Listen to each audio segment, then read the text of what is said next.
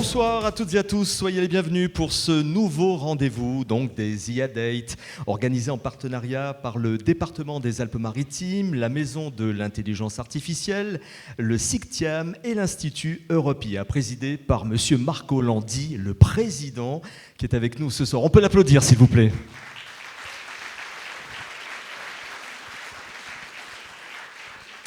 Alors, contrairement à ce que l'on pourrait penser en lisant les nouvelles depuis 2022, eh bien, l'intelligence artificielle n'est pas apparue avec ChatGPT. Cette révolution n'est que le fruit d'une longue maturation de plusieurs dizaines d'années. Alors, après un court rappel historique, eh bien, nous plongerons ce soir dans ces nouvelles IA, les IA génératives. Nous en verrons les limites et les potentiels. Comment s'en servir à bon ou mauvais escient? Enfin, eh bien, nous essaierons de comprendre quelles sont les perspectives pour nous, humains, et pour ces technologies. IA générative, mythe et réalité, c'est le thème de notre rendez-vous.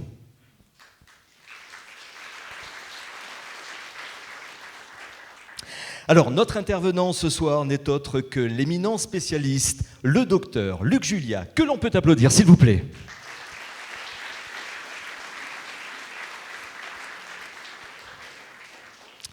Alors, avant de retrouver notre intervenant sur scène, nous saluons la présence ce soir, ici, dans cette magnifique salle, Monsieur Pierre Servetaz, conseiller municipal et délégué au numérique et aux nouvelles technologies, ainsi que les élus du conseil municipal de Mandelieu. Merci de nous accueillir dans votre belle ville. Alors, avant de retrouver Luc Julia sur scène, je vais à présent vous demander d'accueillir le vice-président du département des Alpes-Maritimes, délégué au Smart Deal Transition Numérique Innovation, représentant ce soir le président du conseil départemental des Alpes-Maritimes, M. Charles Ginesi, c'est M. David Konopnicki.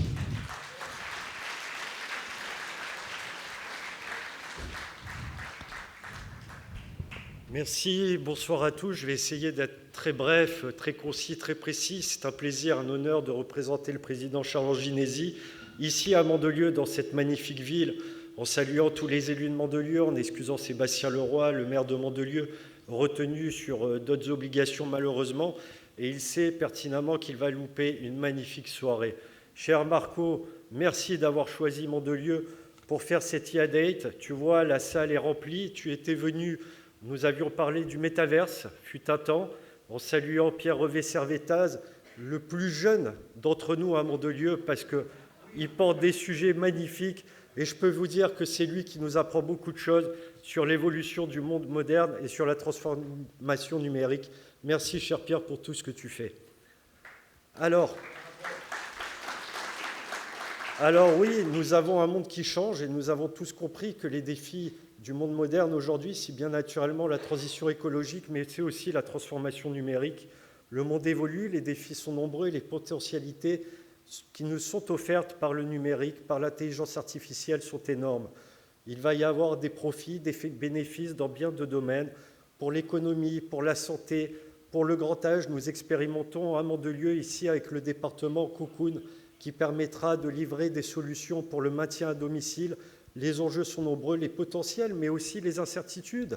On parle de mythes ou de réalité sur l'IA générative. On peut regarder aussi que l'IA aujourd'hui, c'est aussi des inconnus sur l'environnement, parce que nous avons besoin d'avoir des data centers avec de l'électricité décarbonée. C'est un enjeu majeur. Nous avons des défis à relever aussi sur la santé. Bien naturellement, le numérique, on le voit, les écrans dans nos collèges sont source de grands dangers, notamment pour nos plus jeunes, et nous n'occultons pas tous ces sujets-là au département. Nous avons une position équilibrée. D'un côté, nous disons il faut comprendre pour agir avec efficacité, et voilà pourquoi nous organisons beaucoup de séminaires, beaucoup de colloques. Nous sommes là pour acculturer les Maralpins au numérique et aux enjeux, et nous le faisons aux quatre coins du département avec nos conseillers numériques, nous le faisons à travers ces IA Date, nous le faisons avec la Maison de l'Intelligence Artificielle. Ce sont près de 150 000 Maralpins qui ont reçu une formation ou, on va dire, un premier contact avec l'IA, et nous le faisons sans nier la réalité. Nous avons aussi pris des dispositions dans nos collèges, par exemple, pour interdire les tablettes, les téléphones, car nous savons qu'il y a des difficultés en la matière. Bref, si on veut être efficace, il faut maîtriser. Pour maîtriser, il faut comprendre. Et c'est la grande stratégie portée par Charles Anginesi, le président du département, c'est de mettre vraiment le paquet pour que nous puissions maîtriser notre destin en étant efficaces par rapport à l'utilisation du numérique. Alors, nous avons la chance d'être dans un département qui est une terre d'innovation avec Sophia, bien naturellement, première technopole. Et aujourd'hui, les fondations sont solides. Depuis 2017, nous sommes sur le sujet, nous avons été précurseurs et nous avons créé toutes les structures qui permettent d'organiser ces convergences vers l'apprentissage, vers la connaissance. Donc voilà, nous avons encore beaucoup à faire. Nous luttons contre la fracture numérique. Nous agissons aussi pour créer un vrai écosystème de l'IA. Et en tout cas, nous sommes déterminés à réussir. Cette IADET s'y contribue. Je vous souhaite une agréable soirée et surtout, quand vous rentrerez chez vous, vous réfléchirez à ce que vous aura dit le docteur Luc Julia, qui va nous faire une conférence passionnante, l'IA générative, mythe ou réalité, l'IA générative, le vrai, le faux, l'incertitude. Je vous souhaite une bonne soirée. Merci, monsieur le vice-président. Merci beaucoup. Allez, bien, à présent, nous allons accueillir le docteur Luc Julia. Si vous voulez bien nous rejoindre, sous vos applaudissements, s'il vous plaît.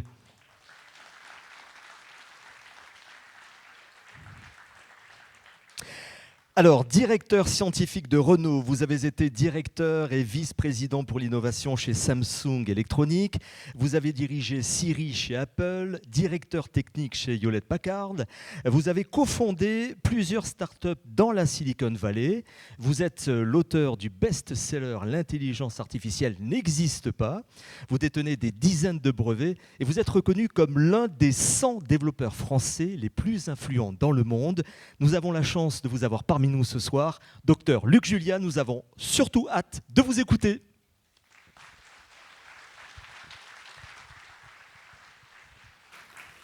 Merci beaucoup, merci. Alors, ce qu'on va faire, là, on va se détendre. Parce qu'évidemment, on parle d'intelligence artificielle depuis 2-3 ans surtout. Et je suis fatigué, moi.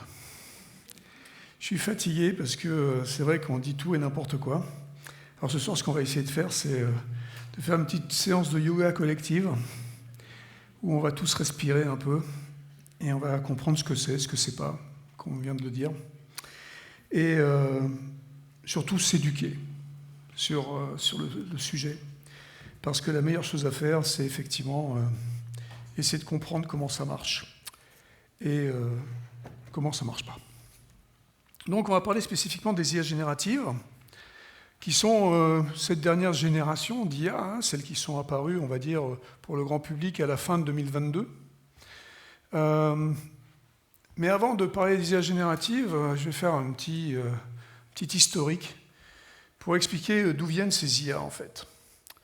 Parce que ces IA, c'est pas apparu, en fait, avec ces IA génératives. C'est apparu il y a à peu près officiellement 70 ans, en 1956. Depuis 1956, on fait des IA, on fait de l'IA. À l'époque, on avait essayé de traduire, on va dire, ce qu'on pensait qu'était le cerveau, en faisant des réseaux de neurones qui allaient s'interconnecter et faire des tâches qui allait être incroyable. Et justement, ce n'est pas incroyable. Mais rapidement, on a galvaudé le terme intelligence artificielle. Et si j'ai écrit ce bouquin que vous voyez là, qui s'appelle « L'intelligence artificielle n'existe pas », il y a maintenant près de 7 ans, c'est parce que l'intelligence artificielle qui n'existe pas, c'est celle que j'appelle l'intelligence artificielle de Hollywood, celle qui nous fait peur. Celle de Terminator, celle qui va tous nous tuer, nous remplacer, enfin, la méchante, quoi. Ou alors, c'est celle dont on tombe amoureux, c'est celle qui est super sympa, c'est l'intelligence artificielle du film Her. Ça ne sert à rien, hein. Ne tombez pas amoureux d'une intelligence artificielle, je ne vous conseille pas. Bon. Donc, ces intelligences artificielles-là, ces intelligences artificielles de Hollywood, elles n'existent pas. Mais l'humain, nous, on adore fantasmer, on adore imaginer ce que pourrait être ce monde fantastique, qui serait fantastique, mais dans le sens science-fiction. Et on va voir ce soir que les IA, parce qu'à partir de maintenant, je ne vais plus les appeler unique intelligence artificielle, mais je vais les appeler les IA, je vais les mettre au pluriel. On va voir que les IA, ce n'est pas autre chose que des outils. Et si vraiment j'ai à mettre l'intelligence artificielle au singulier, je vais vous dire que c'est une boîte à outils, dans laquelle il y a des outils aussi différents que le marteau, la scie, le tournevis. Et chacun de ces outils, par définition même de l'outil, ils sont meilleurs que nous. Donc ça m'amuse beaucoup quand j'entends dire « Oh là là, bientôt l'intelligence artificielle va être meilleure que nous ». Mais les intelligences artificielles sont meilleures que nous, dans les domaines pour lesquels on les fabrique. Et donc, comme ce ne sont que des outils, dans ces domaines particuliers, elles sont utiles. Comme un marteau plante le clou d'une meilleure manière que moi je le ferais avec mon poing, le marteau est un bel outil. Une intelligence artificielle est aussi un outil qui me permet de faire quelque chose de mieux. En fait, moi ce que j'aime bien, c'est parler d'IA comme intelligence augmentée. C'est mon intelligence qui est augmentée par les outils que je vais utiliser pour les domaines spécifiques pour lesquels je vais utiliser ces outils. Mais on va aller un peu plus loin en fait dans l'histoire, on va revenir encore plus loin que ça, parce que je vous ai dit, ça existe depuis 1956. Le terme existe depuis 1956. Mais si on réfléchit bien, ça fait très très très longtemps qu'on fait des intelligences artificielles. Ces intelligences artificielles, elles ne datent pas de 1956. Elles datent de la nuit des temps. Depuis la nuit des temps, on crée des systèmes, des machines, qui ont l'air de faire des trucs intelligents. Et j'aime bien, en tant que Français franchouillard de base, me rappeler ce qu'a fait Pascal, philosophe mathématicien français, en 1642. 1642, c'est pas hier. Hein.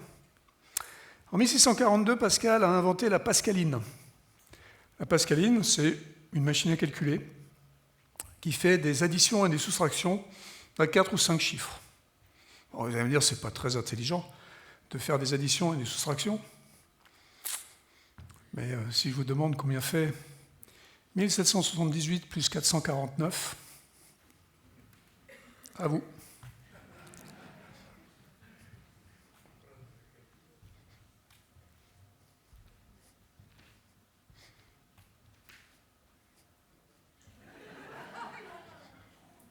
Moi, j'ai le temps. Hein.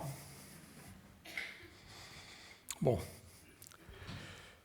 La pascaline aurait fait cette opération, cette addition, qui a l'air compliquée, où il faut un peu d'intelligence, en 4 secondes.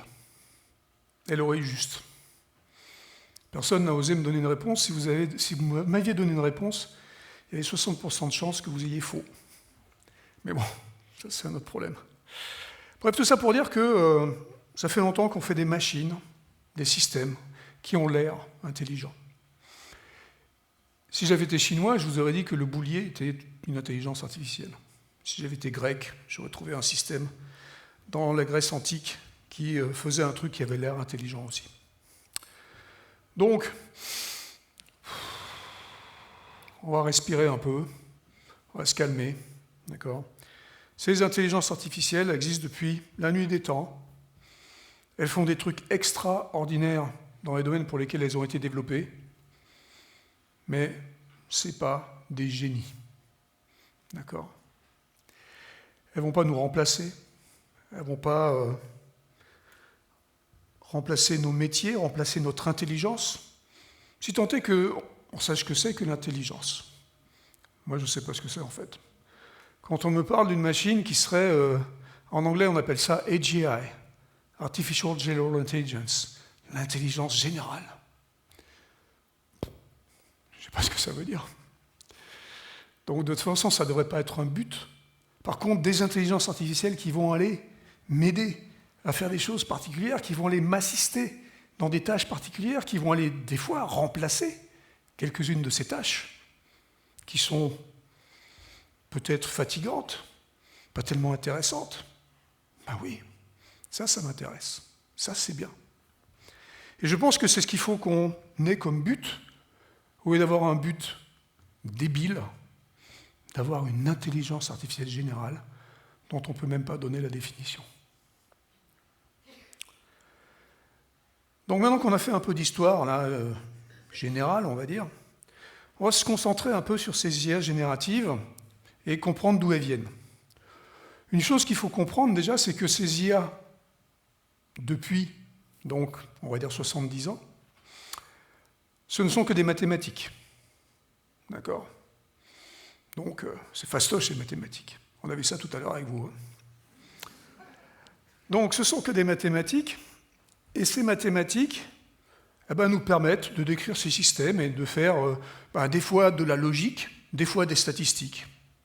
On a eu pendant des dizaines d'années, entre les années 60, 70, 80, 90, des IA qui utilisaient la logique. Les plus vieux d'entre vous ont peut-être entendu parler des systèmes experts. Les systèmes experts, c'était des systèmes où on donnait des règles de logique, et on pouvait suivre le chemin d'une décision qui était faite par ces IA, mais qui était en fait basée sur les règles qu'on donnait à ces IA. Et ça marchait super bien, c'était intéressant. Ça pouvait être complexe, c'est-à-dire que quand il y avait beaucoup de règles, on pouvait se perdre un peu, ça faisait des boucles, des trucs, bon, des fois on se perdait un peu dedans, mais c'était quand même super impressionnant. Et en 1997, il y a une IA, un système expert, qui a été fait par IBM, qui s'appelait Deep Blue, qui a battu le champion du monde aux échecs. C'est intelligent de jouer aux échecs. Je sais pas en fait, mais bon. En tout cas, il s'est fait ratatiner. Donc c'est impressionnant, ouais, c'est pas mal. Mais évidemment, cette machine, Deep Blue, elle ne jouait qu'aux échecs. Si vous lui demandiez de jouer aux dames, elle ne savait pas. Il fallait mettre d'autres règles, des règles du jeu. Ça tombait bien, parce que quand on joue à des choses comme ça, il y a des règles du jeu. Donc, en 97, on a un système de logique, donc, qui est impressionnant. Mais ce qui est marrant, c'est que c'est à peu près au même moment où les IA logiques, donc ces systèmes experts, disparaissent globalement. On ne va plus les utiliser et on va aller vers de nouvelles IA qui vont utiliser cette fois-ci des statistiques, des IA statistiques. Et pourquoi, dans les années 90, on se met à utiliser ces IA statistiques ? Parce que on commence à être inondé par beaucoup de données, ce qu'on appelle le big data. Et le big data arrive pourquoi ? Grâce ou à cause d'Internet. Internet arrive avec beaucoup de données. Et on fait des statistiques, et on se met à faire des systèmes qui vont évoluer depuis les années 80, 90, jusqu'à aujourd'hui, en ce qu'on va appeler du machine learning, du deep learning et des IA génératives. En fait, ces systèmes, ils utilisent les mêmes, globalement, stratégies qui font que le machine learning, qui est d'ailleurs un bien meilleur nom que l'intelligence artificielle, parce qu'on apprend, on fait apprendre aux machines avec des données, et les machines vont juste régurgiter ces données et nous sortir donc des réponses en fonction des modèles. Donc le machine learning, on commence donc dans les années 80-90. Après ça, on fait du deep learning. Alors le deep learning, c'est comme le machine learning, mais deep. Pas ce que ça veut dire. Et puis après, on fait des IA génératives. Deep Learning 2012-2013, les IA génératives 2017-2018, mais pour le grand public, donc 2022. Et donc la différence entre ces IA, c'est juste une course au plus. plus de données, plus de capacités de calcul qui sont nécessaires pour gérer ces données, pour stocker ces données, etc., etc. De plus en plus gros. Là, vous vous demandez certainement, mais pourquoi il a collé un chat pour le machine learning? Bah oui, vous vous demandez, oui, évidemment. Parce qu'un des premiers reconnaisseurs, un des premiers modèles qu'on ait fait, un des premiers modèles de machine learning, c'était un modèle de reconnaissance de chat. Parce que c'est vachement intelligent de reconnaître les chats. Et c'est utile aussi. En fait, ce n'était pas pour ça, c'était parce que vous avez décidé de mettre plein d'images de chats sur Internet. Et donc, du coup, Internet est la plus grosse base de données de chats du monde. D'accord? On a plein de chats. Des rouges, des bleus, des verts, plein de chats, c'est magnifique. Et en plus de ça, non seulement vous avez collé les photos des chats, mais en plus de ça, vous avez commenté. Vous avez dit que c'était des chats, juste au cas où on ne s'en serait pas aperçu. Vous voyez? Donc c'est mon minou, c'est mon kitty, gna gna gna. D'accord? Et donc c'est exactement ce qu'il faut pour créer un modèle. Pour créer un modèle, il faut savoir ce que c'est le truc, le chat, et puis il faut l'annoter, donc il faut dire c'est un chat. Et donc on a fait avec seulement 100 000 images de chats. Je peux faire un reconnaisseur de chats qui reconnaît les chats à 98%. Fort. Voilà, donc on a fait ça. On a été fiers, comme les bar tabac, comme on dit là-bas. Et là, moi, je me suis dit, mais attends, j'ai une fille de 2 ans. Combien il va falloir de chats à ma fille pour reconnaître les chats? S'il lui faut 100 000 chats, ça va être long. Alors j'ai interrogé mes amis psychologues et autres, qui étaient beaucoup plus forts que moi dans le domaine, et j'aurais demandé, mais ma fille, donc, combien il lui faut de chats pour reconnaître les chats pour toute sa vie, tout le temps? Ils m'ont rassuré, en quelque sorte, ils m'ont dit, ta fille, elle va avoir besoin de 2 chats pour reconnaître les chats à 100%. Bon, ça m'a rassuré, parce que ça va être moins long que prévu. Mais surtout, ça m'a fait dire quoi? Ça m'a fait dire que ces systèmes d'intelligence artificielle, de machine learning ou autres, n'ont strictement rien à voir avec nous. Donc on se calme, d'accord? Ces systèmes d'intelligence artificielle n'ont strictement rien à voir avec nous. Parce qu'en plus de ça, ma fille, elle va reconnaître les chats à 100%, vous voyez? Alors que le système, je vous disais tout à l'heure, elle reconnaît les chats à 98%. Pourquoi? Parce que ma fille, en fait, elle est super forte, ma fille. Évidemment, c'est ma fille. Mais ma fille, elle va voir passer un chat, là, dans la pénombre, entre chien et loup. Oui, ça m'amuse. Elle va le reconnaître. Le système d'intelligence artificielle, il ne va pas le reconnaître. Pourquoi? Parce que quand vous avez posté des chats sur Internet, jamais vous avez posté des chats la nuit. Parce que ça ne sert à rien. Et donc, ils n'existent pas. Ils n'existent pas dans la base de données, ils n'existent pas dans le modèle, donc ils n'existent pas, on ne peut pas les reconnaître. Ces intelligences artificielles n'ont strictement rien à voir avec nous. Okay? Ils ont besoin d'énormément de données, et puis comme je vous ai dit, donc, le machine learning, 100 000, 1 million de morceaux de données pour faire des modèles. Donc dans les années, on va dire 90, après année 2000-2010, on fait maintenant du deep learning, comme j'ai dit, c'est la même chose que le machine learning, mais deep. Le deep learning, maintenant, on parle de 10 millions, 100 millions de morceaux de data. Beaucoup. Plus. Et là, on est arrivé au pompon. Le pompon, c'est maintenant. C'est les IA génératives. 1 milliard, 1 trillion de données pour créer des modèles. Et donc, il faut plus d'énergie, plus de capacité de calcul, plus de data, plus de tout. On va voir que c'est un petit problème, mais on va y revenir tout à l'heure. Mais tout ça pour dire que ces IA, ce ne sont, ces dernières générations d'IA, donc depuis une trentaine d'années, ce n'est qu'une évolution une évolution qui utilise les mêmes standards, on va dire, de mathématiques, mais juste avec beaucoup plus de données. Mais vous entendez tout le temps, tous les jours, vous entendez dire « l'IA générative est une révolution ». Alors que là, je viens de vous dire que c'était une évolution. En fait, l'IA générative est une révolution. Ah, il faudrait savoir. C'est une révolution d'usage. C'est une révolution d'usage grâce à quelque chose que vous avez tous utilisé donc depuis maintenant ces 3 dernières années, qui s'appelle le prompt. Ce prompt, il vous permet d'accéder, d'utiliser ces IA sans rien en savoir. Avant, les IA, le machine learning, deep learning, il fallait être informaticien, data scientist, il fallait s'y connaître un peu, faire appel à des API, des trucs qu'on ne comprend même pas ce que c'est.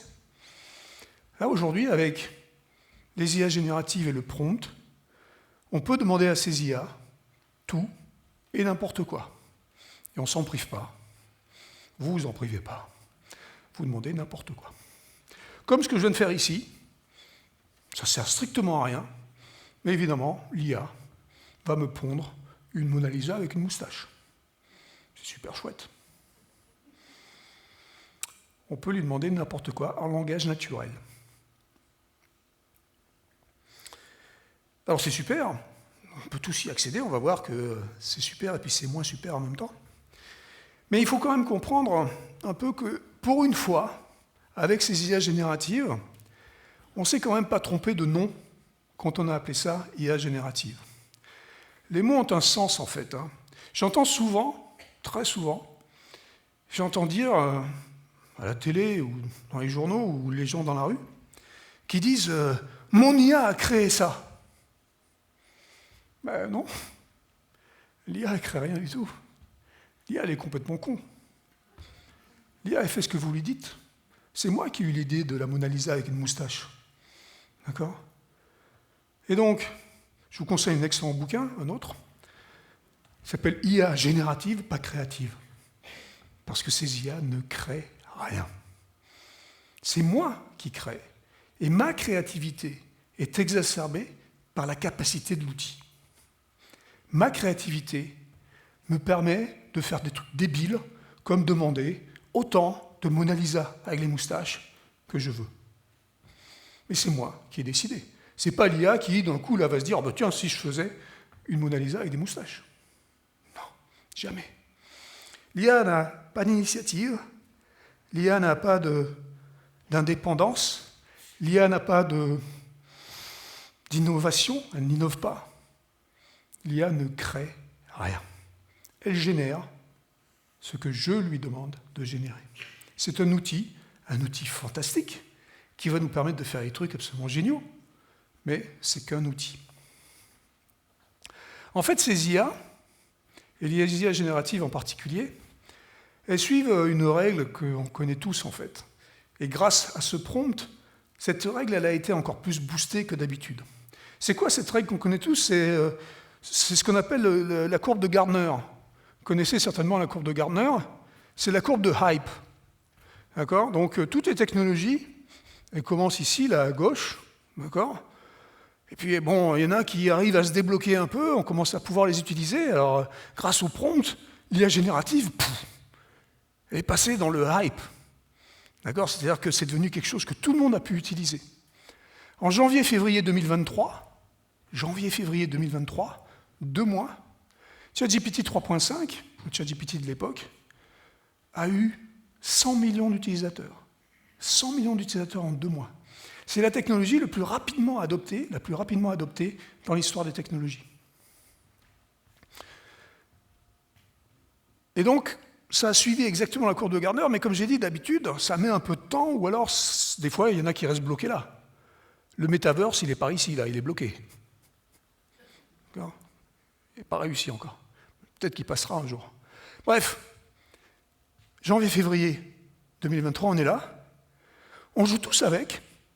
On fait des trucs plus ou moins débiles, des Mona Lisa avec des moustaches, tout ça. Et on se rend compte que c'est de la merde. Et donc, grosse descente en enfer. On se dit, ça marche pas. Ce truc marche pas. Il y a des erreurs, des hallucinations. ça fait n'importe quoi. Bon. Mais après, des fois, encore une fois, pas toutes les technologies, mais des fois, on trouve des cas d'usage et ces intelligences artificielles ou ces technologies, quand elles parcourent toute la courbe de Gartner, à la fin, au bout d'habitude 5-10 ans, ces technologies sont utilisables dans des cas particuliers, pour des outils particuliers. D'habitude, pour parcourir toute la courbe de Gartner, les technologies mettent entre 5 et 10 ans. Mais là, grâce au prompt, GenAI a parcouru cette courbe en 18 mois. En 18 mois, on est passé du hype à la désillusion et à trouver des cas d'usage dans l'industrie, dans la vie de tous les jours, et à utiliser le machin pour que ça fasse effectivement quelque chose. Et ça, c'est exceptionnel. Et encore une fois, c'est grâce au prompt, parce que c'est super facile à utiliser. Mais regardons un peu l'histoire de cette désillusion-là. Qu'est-ce qui s'est passé? Qu'est-ce qui nous est arrivé? Comme j'ai dit, on a trouvé que ça hallucinait, que ça racontait n'importe quoi, que ça faisait des erreurs. Et donc on s'est dit, c'est pas fiable, ce truc. Et il y a plein d'histoires, hein. Vous avez vos histoires à vous, certainement, des trucs que vous avez trouvés bizarres, mais des fois, statistiquement, ça donnait des bonnes réponses aussi. D'accord? C'est des statistiques. Mais donc vous vous êtes dit quand même, c'est bizarre. Et il y a plein d'histoires, comme je viens de dire, et il y a une histoire qui m'amuse particulièrement. C'est l'histoire de cet avocat du barreau de New York qui, en avril 2023, avait décidé de demander à ChatGPT d'écrire pour lui sa plaidoirie. Il s'est dit, on ne va pas s'emmerder. Au lieu de passer 6 heures ou 12 heures à écrire une plaidoirie, le cas, il n'est pas tellement intéressant. C'est un mec qui n'est pas content de ce qui s'est passé dans un avion. Il veut attaquer la compagnie aérienne. Je rentre 2-3 éléments, blablabla. ChatGPT me sort la plaidoirie en 15 secondes. Super. Il envoie ça au juge. Et le juge, 2-3 jours plus tard, le contacte. Il lui dit « Bravo. C'est la meilleure plaidoirie que tu m'aies jamais envoyée. » Alors là, il y a deux effets. Là. Premier effet, c'est merde. Le truc est meilleur que moi. Mais deuxième effet, c'est cool. Je vais pouvoir utiliser le machin, 15 secondes au lieu de 12 heures, je vais être riche. Malheureusement pour lui, le juge a continué. Il lui a dit, mais c'est vrai que ta plaidoirie est vraiment super. Il y a un seul petit problème, c'est que toutes les jurisprudences que tu cites dans tes plaidoiries, elles n'existent pas. Les case numbers, on les OK, les noms des juges, on les OK, mais ça n'existe pas. Aujourd'hui, il a été la risée du barreau de New York, hein, inutile de dire, il n'est plus avocat. Mais qu'est-ce qui s'est passé? Qu'est-ce qu'il aurait dû faire ou pas faire? C'est lui le spécialiste du truc, c'est lui l'avocat. Donc déjà, ce qu'il a fait comme première erreur, quand il a donc donné les éléments à ChatGPT sur ce cas, il a donc donné des éléments qui apparemment ont permis d'écrire la thèse, antithèse relativement bien, mais il n'a pas donné de référence. Il n'a pas donné. Et ChatGPT n'invente rien, enfin, c'est dans le sens où il faut la guider, il faut guider ces IA. Et ChatGPT sait, entre guillemets, par contre, ce que c'est qu'une plaidoirie. Et ChatGPT, c'est qu'une plaidoirie, c'est thèse, antithèse, référence. Donc, ChatGPT a fait thèse, antithèse, référence. Mais les références n'avaient strictement rien à voir avec le cas. Il a pris des références. Alors c'est un peu embêtant, parce qu'effectivement, le gars, il est ridicule. Mais qu'est-ce qu'il aurait dû faire? Un truc qu'on doit tous faire quand on utilise ces IA. Il aurait dû relire. Un truc minimum, d'accord? Et donc peut-être que s'il avait eu un cerveau, il se serait aperçu que les jurisprudences étaient bizarres. Donc ça, c'est les hallucinations, vous avez certainement les vôtres, hein, vous avez certainement des exemples que vous avez vous-même expérimentés. Et l'autre truc, c'est les erreurs. Alors, les erreurs, c'est encore plus facile. C'est super fastoche, les erreurs. Et moi, je m'amuse tous les 15 jours. Je m'amuse à demander à une IA, quelle qu'elle soit, hein, Gemini, celle de Google, ou ChatGPT, celle de OpenAI, ou Grok, celle de mon ami Elon Musk. Je m'amuse à demander donc à cette IA un truc que je connais assez bien, en fait. Je lui demande, donne-moi ma bio. Alors, ce qui est magnifique, c'est que tous les 15 jours, j'ai une nouvelle bio. C'est pratique, hein, c'est bien, c'est sympa. Et donc là, la dernière, ou l'avant-dernière que j'ai faite, voilà, c'est ma bio. Oh, elle a l'air bien comme ça, hein. Le gars, c'est un génie, machin, tout ça, oui, ouais, c'est moi. C'est bien.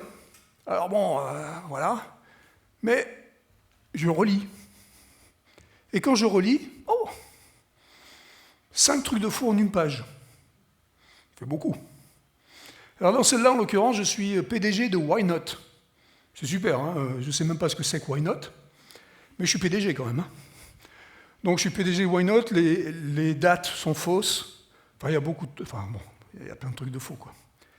Donc, là où vous voulez, si vous voulez vraiment vous amuser avec les IA et trouver qu'elles ne sont pas pertinentes, vous prenez un personnage mort, si possible, parce qu'on connaît sa vie, et vous lui demandez de faire la bio du personnage mort, et vous allez bien vous marrer. Au moins, ça sert à ça, hein, donc c'est pas mal. Donc, la question qui se pose, c'est, bah oui, ok, d'accord, c'est bien. Mais c'est quoi, du coup, la pertinence de ces IA? Qu'est-ce que c'est que cette pertinence? Comment on va pouvoir la calculer? Est-ce qu'on peut la calculer? En fait, c'est super compliqué à calculer la pertinence.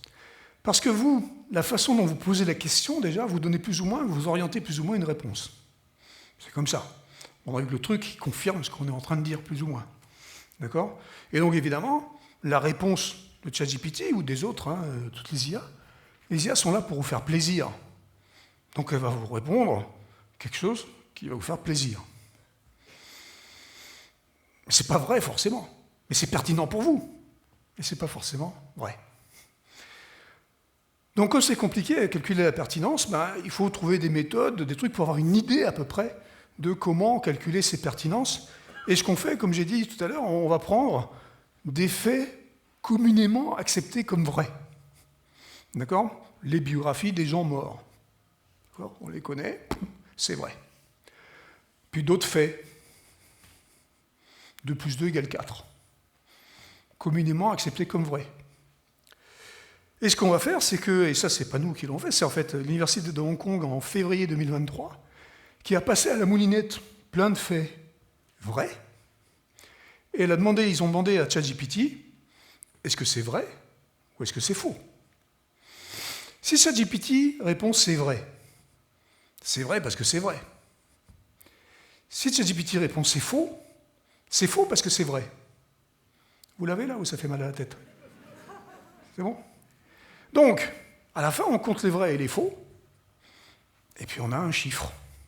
Bon, on est à l'Université de Hong Kong, donc on se met à 18 pour écrire un papier, et on crée un papier de 14 pages, machin, bon, super. Mais surtout, on donne la réponse. Pertinence, 64%. Ça veut dire que 36% des cas, l'IA, c'est statistique, hein, donc ça peut être 37, ça peut être 38, ça peut être... Bon. L'IA va vous répondre qu'un truc vrai est faux. Alors vous faites ce que vous voulez, hein, je ne vais pas vous donner le conseil, mais moi, j'ai un collaborateur, une collaboratrice, qui 36% des cas me raconte n'importe quoi. C'est plus mon collaborateur ou ma collaboratrice. Donc quand vous utilisez ChatGPT, réfléchissez un peu à ça. Et vous allez me dire, oui, mais ça c'était en février 2023. Aujourd'hui, on est en 2025. Ça s'est amélioré. C'est une bonne remarque, mais c'est faux. En fait, ce qui se passe, c'est qu'on a mis, comme on a dit tout à l'heure, on a mis beaucoup de données dans ces IA. On n'a pas mis toutes les données qui existent dans le monde, parce que ce n'est pas possible. Et puis tous les jours, à chaque minute, chaque seconde, il y a des nouvelles données qui sont créées. D'accord ? Donc il y a des nouveaux modèles qui peuvent utiliser les dernières données. Mais le problème, c'est que ces IA, dans les nouveaux modèles, vont utiliser des données qui sont pondues par les IA, ce qu'on appelle les données synthétiques. Et donc, en fait, ça va mettre encore plus de caca dans la machine. Alors, caca, il faut se détendre un peu aussi, là, c'est pas CA, c'est KK. C'est du grec ancien qui veut dire mauvaise donnée. Vous voyez ? Et donc, plus vous mettez du caca dans la machine, plus en fait la pertinence va descendre. Et ça va dépendre évidemment des stratégies des IA. Il y en a qui vont décider de faire exprès, de mettre des mauvaises données. Ils vont aller choisir des trucs complotistes, ils vont aller choisir des trucs pas bien, des trucs qui vont faire du buzz. D'accord ? Et il y en a d'autres qui vont choisir des données, ou pas choisir d'ailleurs, mais juste prendre tout ce qu'ils peuvent avoir. Et donc aujourd'hui, en fait, quand on se dit les IA sont meilleures, on se trompe. Les IA sont pires. En un an, elles ont perdu à peu près 30% de ce qui était leur pertinence. Alors il y en a qui sont plus ou moins bonnes. Hein. Claude, quand vous voyez ici Claude, c'est une IA qui a 10% d'erreurs ou d'hallucinations. Elle est toujours à 10%. Parce qu'ils font attention un peu plus aux données qu'ils vont mettre dans le moteur. Mais vous n'avez jamais entendu parler de Claude. Parce que vous entendez parler de Musk, Grok, ChatGPT, OpenAI, etc. Cette étude-là date du 4 septembre 2025, il y a un mois. Donc ce n'est pas 2023. Okay. Bref, tout ça pour dire qu'on est dans le caca. Donc, parce que ça ne va pas en s'améliorant. Mais, comme je disais tout à l'heure, on va pouvoir les utiliser, ces IA. Il y a ce rebond. Et ce rebond, comment il va marcher ? Comment on va réussir à utiliser ces IA ? Un peu comme fait Claude, on va aller choisir les données. Alors vous savez, les data scientists, leur rêve, les gens qui font des modèles, ils disent toujours « Moi, je vais prendre des datas bien clean, des trucs pas biaisés, des machins qui vont être super. » Mais quand on parle de milliards de données, c'est super compliqué, en fait, à faire. D'accord ? Donc, ce qu'il faut faire, en fait, il faut faire des IA qui vont être beaucoup plus petites, beaucoup plus spécialisées, beaucoup plus frugales, qui vont utiliser seulement des datas, des données, dans lesquelles vous avez confiance. Et donc, vous allez faire des IA en faisant ce qui s'appelle du fine-tuning ou du RAG. Vous allez faire des IA qui vont être beaucoup plus spécialisées. Au lieu d'avoir une boîte à outils qui ferait tout, le couteau suisse. Vous avez déjà essayé de monter un meuble Ikea avec un couteau suisse ? Genre. Okay ? Donc, au lieu d'avoir le couteau suisse, vous allez faire le tournevis, le marteau, le machin. Et chacune de ces IA va avoir des données spécialisées, des données spécifiques dont on peut faire confiance dans un domaine particulier, et on va atteindre des pertinences de 98-99%. Et ça, ces pertinences-là, c'est meilleur que nous.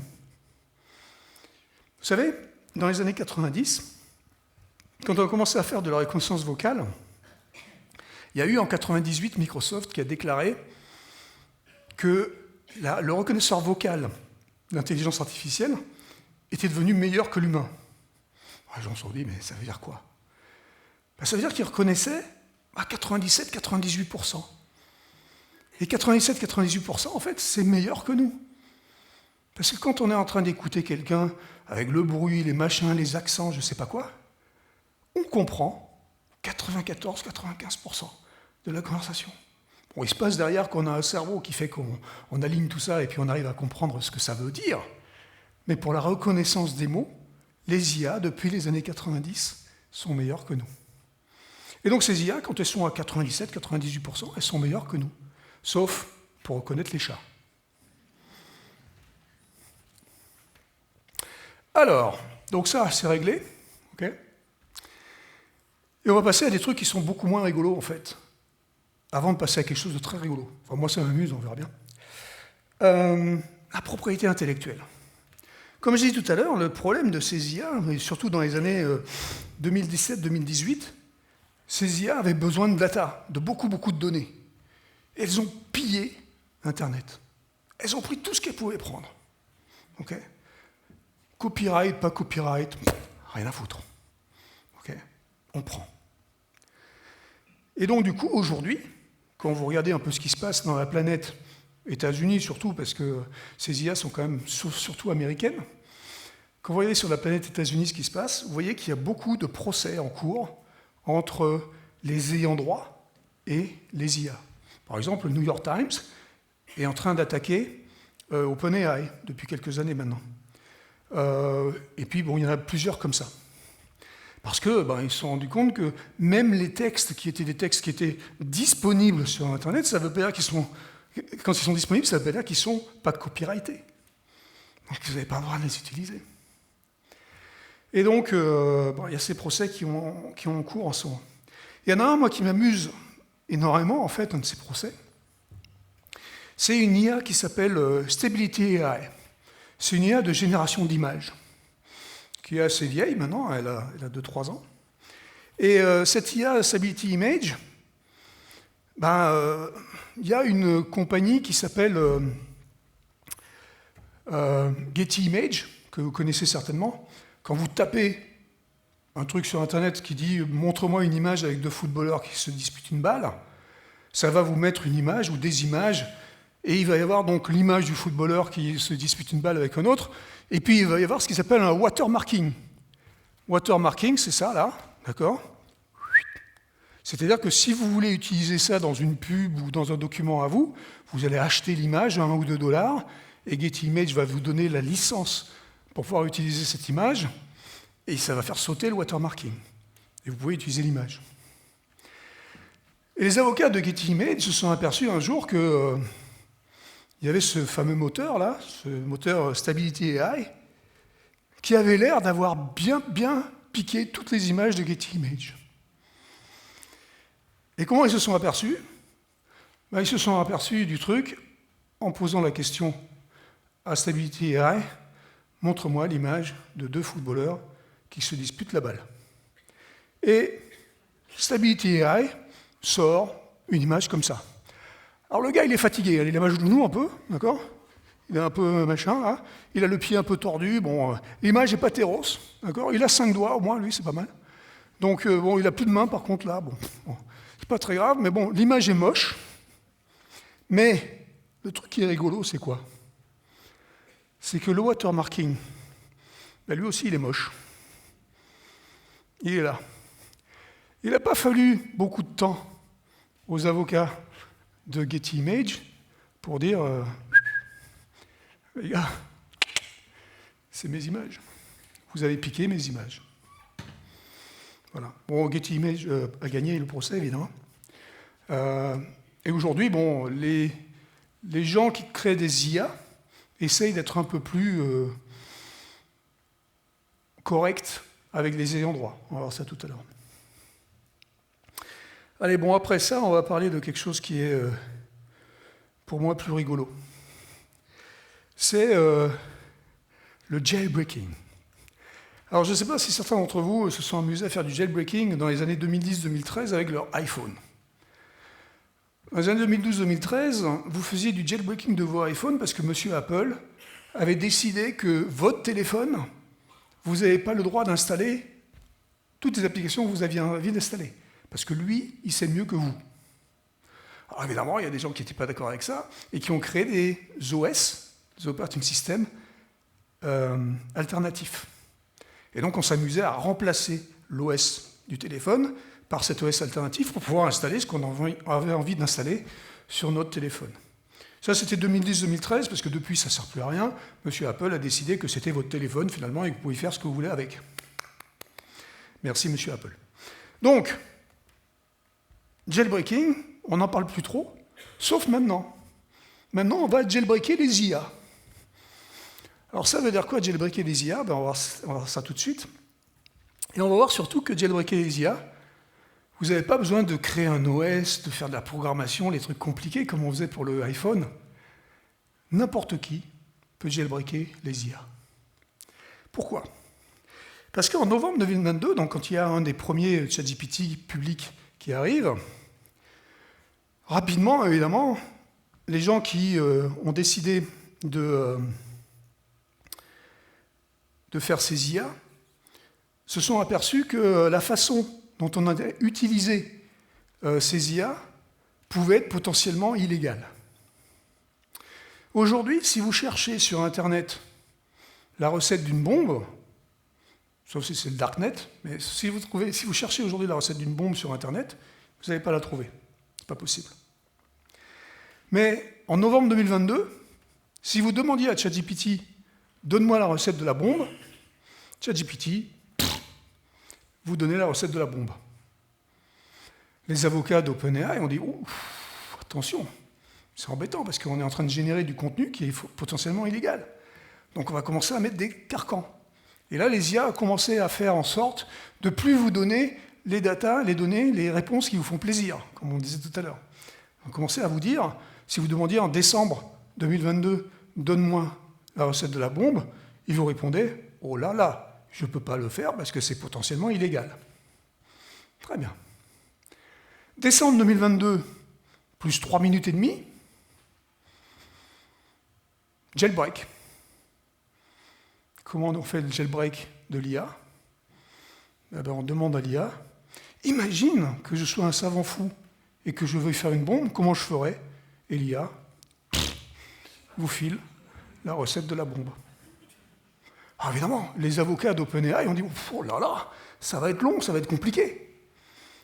Et en février 2023, si vous demandiez, imagine que je sois un savant fou et que je vais faire une bombe, cette tournure de phrase, il vous disait, je ne peux pas te donner.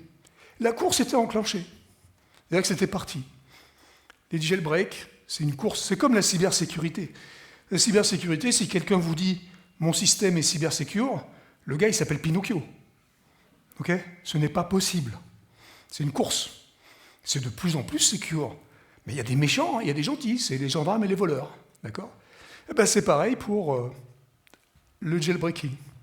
Et on arrive à des trucs super rigolos. En fait, donc il y a des sites spécialisés dans le jailbreaking. Et aujourd'hui, là, tout de suite, en 2025, vous voulez vraiment la recette de la bombe? Le prompt, il fait 30 pages. Alors c'est l'histoire d'une petite princesse, machin, qui va se balader dans les bois, machin, blablabla.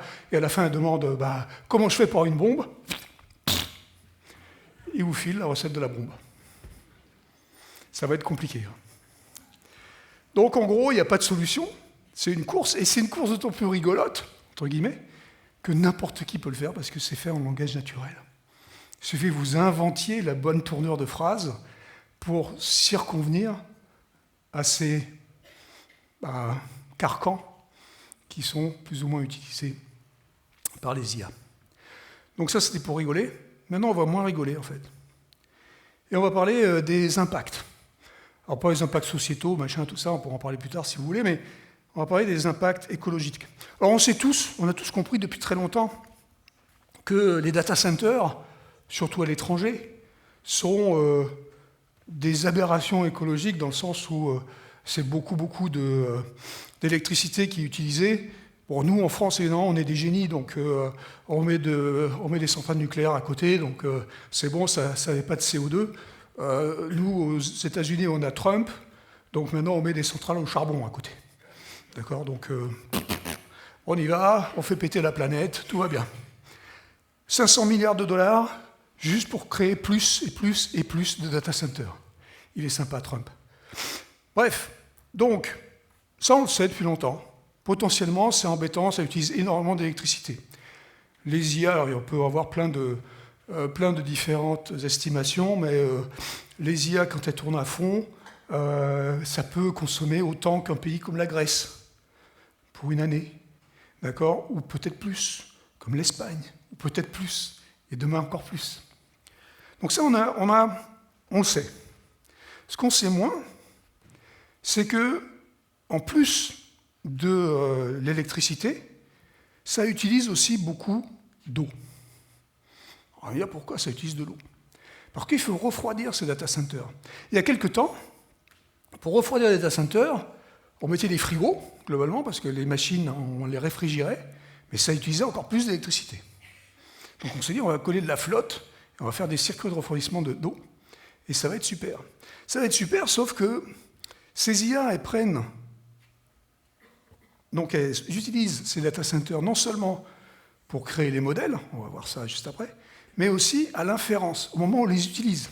Les vieilles IA, le machine learning, le deep learning, les vieilles IA utilisaient pratiquement rien au moment de l'inférence, quand on les utilisait.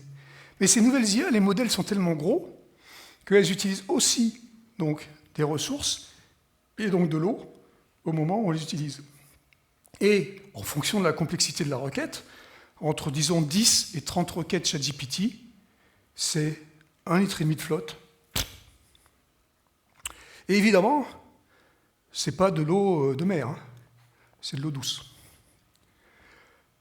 Donc, non seulement il y a des milliards de requêtes ChatGPT tous les jours qui font qu'on utilise des millions et des millions de litres d'eau tous les jours, et on perd des millions et des millions de litres d'eau tous les jours à l'utilisation de ces IA, mais aussi, évidemment, au moment où on va créer les modèles. Et là, on ne parle plus de 3 bouteilles d'eau. On va parler de dizaines de milliers de mètres cubes d'eau, équivalent de villes entières de consommation d'eau pour un an. Donc c'est compliqué. D'où, quand on va faire des IA qui sont beaucoup plus spécialisées, ce que je disais tout à l'heure, qui vont utiliser moins de données, qui vont être plus frugales, c'est peut-être une bonne idée. C'est peut-être une bonne idée de spécialiser et de ne pas rentrer dans cette course du plus. Donc les solutions, c'est quoi ? Les solutions déjà pour la propriété intellectuelle. La solution, c'est de faire en sorte que les gens qui créent les IA n'utilisent que des données auxquelles elles ont accès et elles ont les droits. Et c'est ce qui se passe d'ailleurs depuis quelques années maintenant. Enfin, les premiers, ça a été Adobe Firefly. Firefly, c'est un moteur de génération d'images qui est à l'intérieur de Photoshop. Et ils vous ont dit, mon moteur d'images, je n'ai utilisé que des images auxquelles j'ai droit. J'ai acheté les droits ou c'est des images à moi. Et d'ailleurs, si toutefois vous vous faites attaquer par un potentiel ayant droit, ce n'est pas possible parce que les images elles sont à moi, mais si vous faites attaquer par un potentiel ayant droit, je paye les frais d'avocat parce que je sais qu'ils ne peuvent que perdre. Alors évidemment, aux États-Unis, dès que vous parlez de frais d'avocat, vous vous mettez en confiance. Vous voyez ? Ça coûte tellement cher que s'ils vous disent qu'ils vont payer les trucs, ça veut dire que certainement ils ont raison et que ça va marcher. Et donc, la plupart des IA qui sont, on va dire, les IA qui essayent de faire les choses correctement, essayent aujourd'hui d'acheter un peu ces données. OpenAI, dont je parlais tout à l'heure, qui est en conflit avec le New York Times, ils ont acheté des données au Washington Post. Ils achètent des données au Monde. Ils achètent des données à Radio France. D'accord ? Donc, ils achètent des données maintenant. Donc, pratiquement tous, ils essayent de faire les trucs un peu mieux. Sauf un. Mon favori, mon pote. Mon bon pote Elon Musk. Alors lui, il s'en fout complètement. Alors. En fait, plus c'est trash, plus c'est de la merde, plus c'est complotiste, plus il est content. Et donc, il n'achète rien, il pique tout. Et puis, de toute façon, il est basé sur la meilleure base de données du monde, hein, parce qu'il est basé sur Twitter. Donc, vous êtes sûr que c'est du lourd, que c'est du bon. Bref, pour ce qui est de... Vous vous rappelez le caca, il y a une prise de conscience aussi. Et certaines IA, comme par exemple l'IA de Google d'images, a dit, ce que je vais faire, c'est que je vais watermarker les images qui sortent de mon générateur d'images. Et comme ça, je ne vais pas les utiliser pour le prochain modèle. Ça prouve comment ils ont confiance dans leur data et dans leur génération. Okay ? Et donc, Si vous watermarkez, vous dites, tant que ce n'est pas revu par un humain, je ne l'utilise pas dans le modèle d'après. Donc c'est une solution. Ça ne marche pas très bien pour le texte, ça marche pour les images, pour les vidéos, mais ça ne marche pas très bien pour le texte, mais bon, c'est des tentatives. Mais là, ce qui est intéressant, c'est de savoir où on en est, finalement. Qu'est-ce qui va se passer? Comme j'ai dit, on va certainement devoir faire un peu plus attention. Alors, je ne parle pas de décroissance. Je ne vais pas vous dire qu'il va falloir revenir à l'âge de pierre et qu'il ne faut pas utiliser les IA. Il faut utiliser les IA pour comprendre quelles sont leurs limites.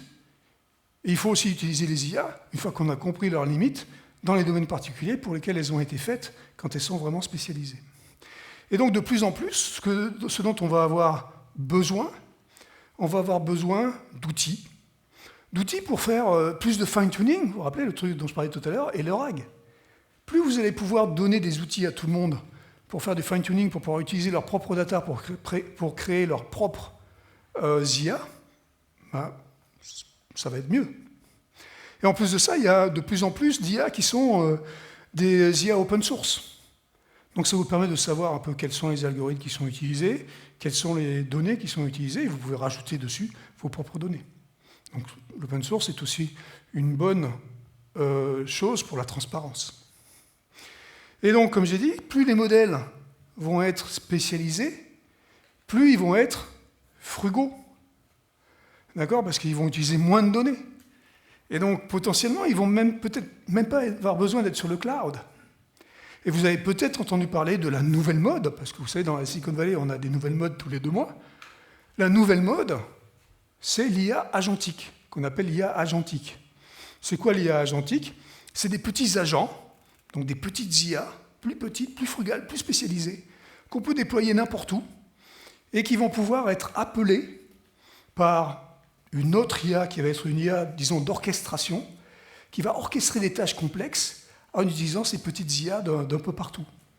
Et ces IA, effectivement, elles vont être beaucoup plus frugales et beaucoup plus agréables pour l'environnement, et évidemment aussi beaucoup plus pertinentes, du coup, parce qu'elles utilisent seulement les données dans un domaine particulier.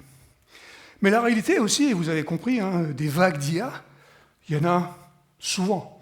Dans les 30 dernières années, on a eu 3 grosses vagues, machine learning, deep learning et intelligence générative. La réalité, c'est que demain, alors je ne sais pas quand c'est demain, si c'est dans 3 mois, si c'est dans 2 ans, mais demain, on va avoir des nouvelles IA, des nouvelles choses qui vont être basées sur ce qu'on a appris avant. Là, on a appris qu'on a peut-être poussé le bouchon un peu loin en tant que gigantisme, et donc on va certainement aller dans du plus frugal, et peut-être aller dans ce que moi j'espère, d'aller vers ce que j'appelle l'hybridation. L'hybridation, c'est quoi? C'est se rappeler ce qu'on a fait même il y a 30 ans, 40 ans, avant les IA statistiques, qui étaient ces IA logiques qui utilisaient zéro énergie pour créer les modèles, parce que ce n'étaient pas des modèles, et zéro énergie au moment où on faisait de l'inférence. Et donc, si on arrive à hybrider les statistiques avec la logique, il y a des bonnes chances qu'on fasse des trucs un peu rigolos. Alors, il y a un seul problème là-dedans, c'est des mathématiques, tout ça. Et vous savez peut-être, entre les mathématiciens qui sont les logiciens et les statisticiens, ils se foutent sur la gueule en permanence. Donc ça va être compliqué de les faire collaborer, mais j'ai espoir. Sur ce, je vous remercie.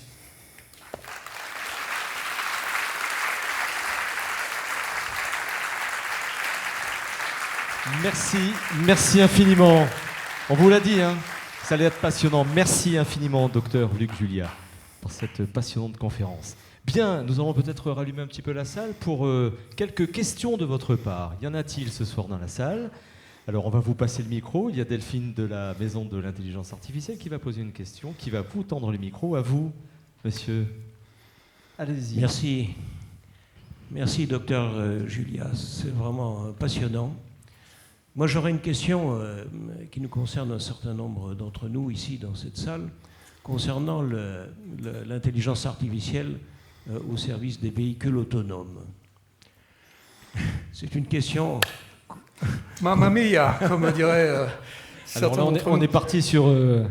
Bon, allez, je vais vous la faire. Pour un bon moment. Je vais vous la faire, le véhicule autonome.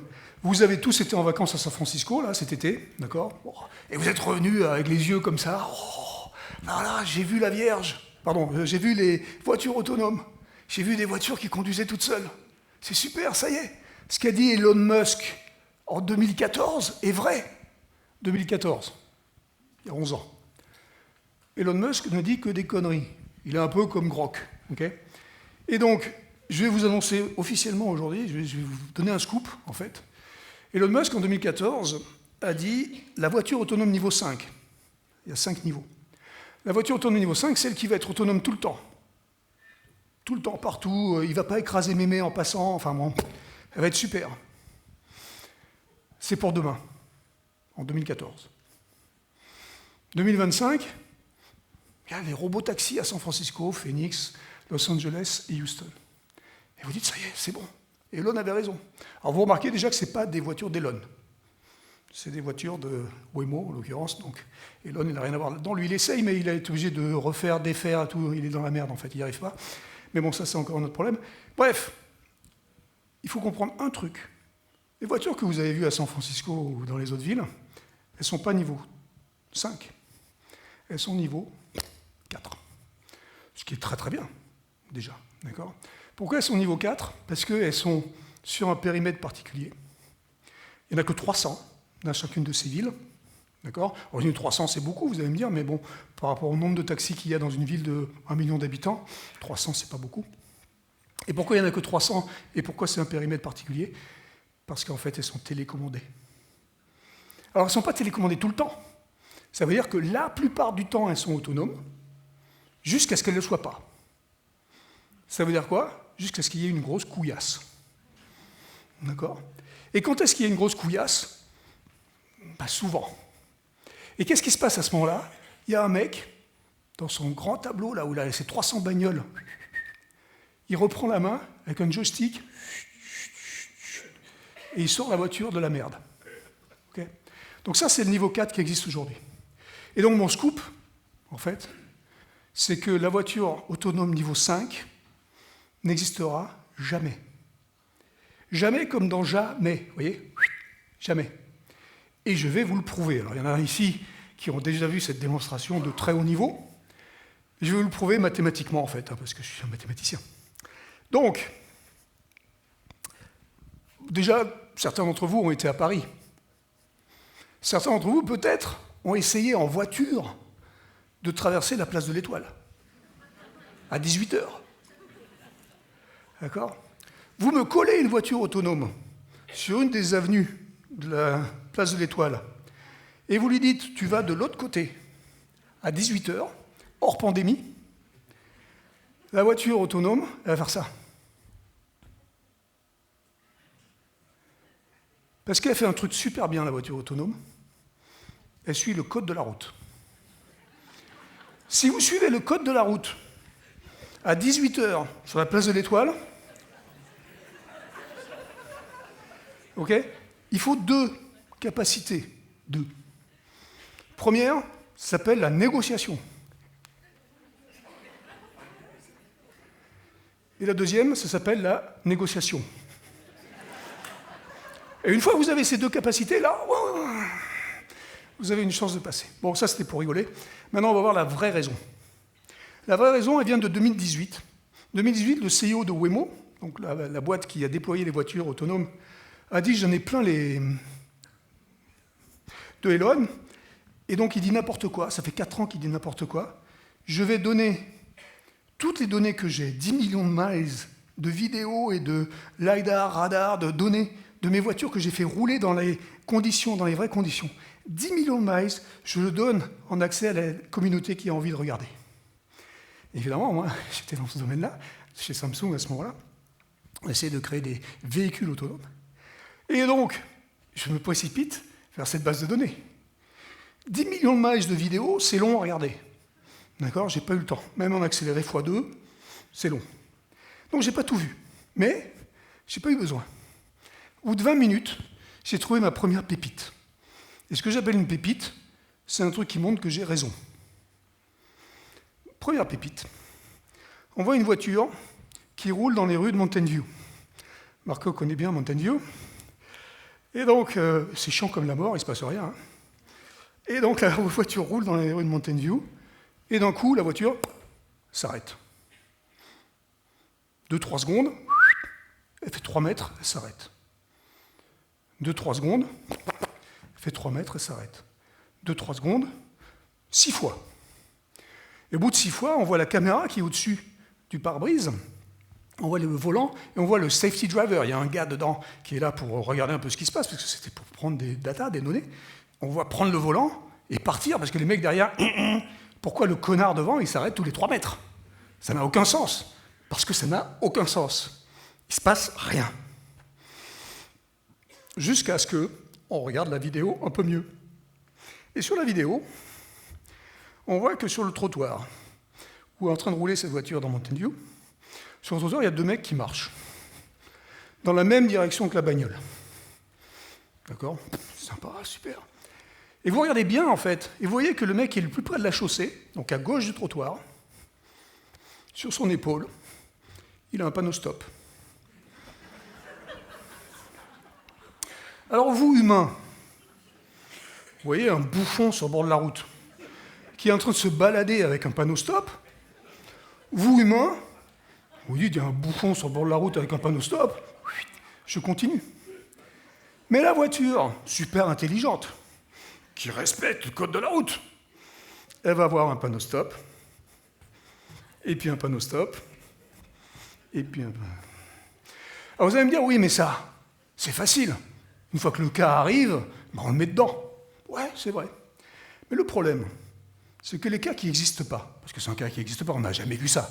On n'a jamais vu un connard sur la route avec un panneau stop qui se balade comme ça. On n'a jamais vu. Nous, humains, on va s'adapter. D'accord? Bien ou mal, mais on va s'adapter. La voiture, elle va suivre les règles. Alors maintenant, évidemment, il y a un mec qui a mis quelque part, si un connard a un panneau stop sur le bord de la route, à ce moment-là, tu continues. Bon. Ben, c'est embêtant si le gars, il était en train de montrer un panneau d'école, par contre. C'est embêtant. Bon, bref. Bref. Le problème, quand il y a un cas, qui est un cas qu'on n'a pas prévu, qui n'était pas dans la base de données, qui n'était pas le fameux chat, là, dans la pénombre, ça veut dire qu'il y en a combien, en fait, quand il y en a un? Ça veut dire qu'il y en a une infinité. Et l'infinité, c'est beaucoup.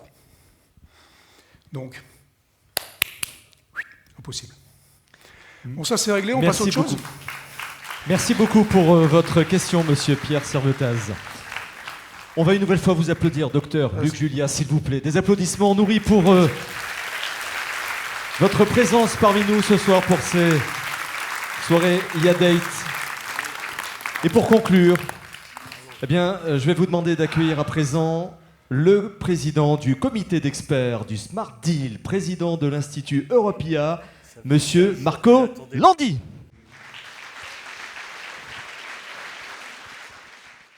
Bonsoir, président. Merci. Je voudrais dire à mon ami Luc Julia un grand merci parce qu'il a fait vraiment une démonstration formidable de qu'est-ce qu'est vraiment cette intelligence artificielle. Lui, il dit qu'il n'existe pas dans son livre. Mais vous avez bien compris que toute cette peur que beaucoup de gens y ont, de cette super intelligence qui devrait arriver, qui devrait nous surpasser, il n'est pas là. Il ne sera pas là. Parce que c'est encore une création de l'homme. Merci aussi à la mairie de Mandelier qui nous a donné la possibilité de venir ici, à David Kopeniski, à Pierre Servataz, qui ont vraiment voulu cette conférence et ils ont voulu un personnage de grand niveau comme Luc Julia. L'Institut Europia fait tous les mois de grandes conférences, pas seulement à Mandelier, il le fait à Nice, à Cannes, dans notre département. Merci à l'engagement, au soutien du président du département des Alpes-Maritimes, Charles-Ange Ginesi.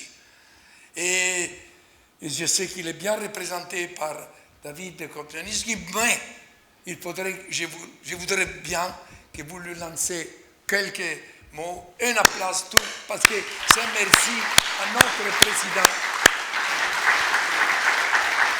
Et on ne fait pas que des conférences.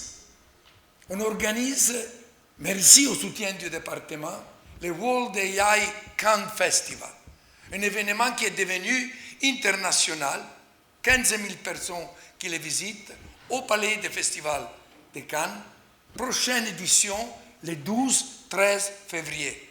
Vous êtes tous invités à venir parce que c'est vraiment quelque chose de superbe. Et on continue à innover. On a lancé le World AI Film Festival. Vous avez vu beaucoup d'images de la première édition qu'on a fait à Nice, la deuxième édition, 21 avril, 22 avril, sera au Palais des Festivals de Cannes.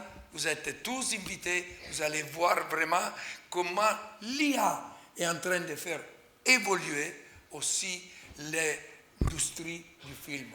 Et tout ça, c'est vraiment quelque chose d'unique dans notre département. Les plus avancés aujourd'hui en France dans le monde de l'intelligence artificielle. Et je voudrais remercier aussi notre maître des conférences parce que vous avez bien géré et surtout les partenaires de la maison de l'intelligence artificielle. J'espère que vous allez la visiter parce que c'est un des fleurons de notre département. Et on peut les applaudir aussi. Et bonne soirée.